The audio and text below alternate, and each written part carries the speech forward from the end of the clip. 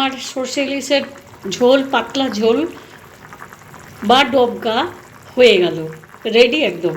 আজ বানাচ্ছি একটা সাবেকি রান্না, ইলিশ মাছ দিয়ে জিরে গোলমরিচের পাতলা ঝোল।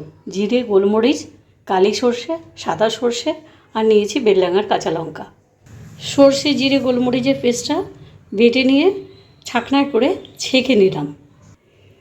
ইলিশগুলোতে নুন হলুদ মাখিয়ে দিয়েছি। দেখুন, ইলিশ মাছের খানগুলোতে ভেতরে ভেতরে কিন্তু কালো কালো থাকে, সেগুলো সুন্দরভাবে পরিষ্কার করে দিলে পুরো কালারটা বোঝা যায় যে ইলিশটা কেমন। হয়তো ছোটো, কিন্তু ইলিশটা ভালো।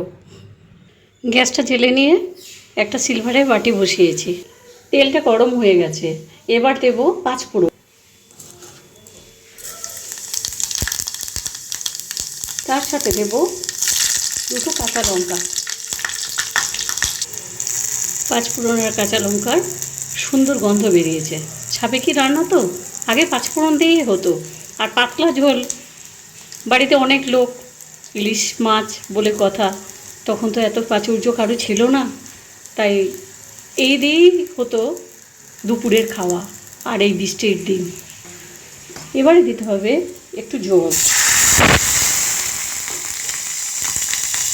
জলের মধ্যে একটু হলুদ দিয়েছি, কারণ হলুদটা ভালো করে ফুটতে হবে।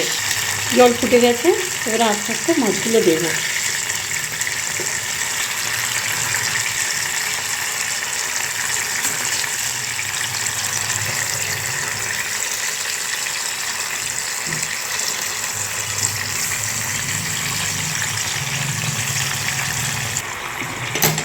সাঁড়াশি করে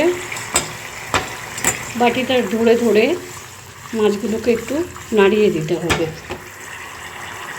কারণ এক পিঠ হয়ে গেলে আর একটা পিঠ উল্টে দিতে হবে। মাছটা উল্টে পাল্টে দিয়েছি, কারণ এই জলটাতেই মাছটা সেদ্ধ হবে। সর্ষে দেওয়ার পর বেশিক্ষণ ফুটানো তো চলবে না, মাছটা প্রায় সেদ্ধ হয়ে এসেছে। এবারে সর্ষে, জিরে, গোলমরিচ বাটাটা দেব। এবারে পুরো ছাকনা এই বাটাটা দেওয়া হলো। বাটিতে যেটুকু জল ছিল লাস্টে দিয়ে দিলাম। এবারে একটু ফুটতে দিতে হবে, তবে মাছের স্বাদটা তো খুলবে না। আমার মাছটাও ভালোভাবে জাল উঠে গেছে এবং মাছটা পরিপক্ক হয়ে গেছে। এরপরে দিতে হবে সর্ষের তেল।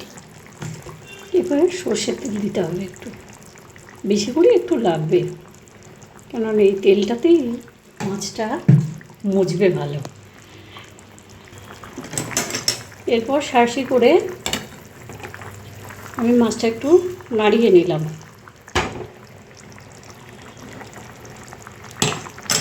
আমার সর্ষে ইলিশের ঝোল, পাতলা ঝোল বা ডবকা হয়ে গেল, রেডি একদম। গরম ভাতের সাথে দারুণ হবে। কেমন লাগলো কমেন্ট করবেন, আর ভালো লাগে তো একটা লাইক করে দেবেন।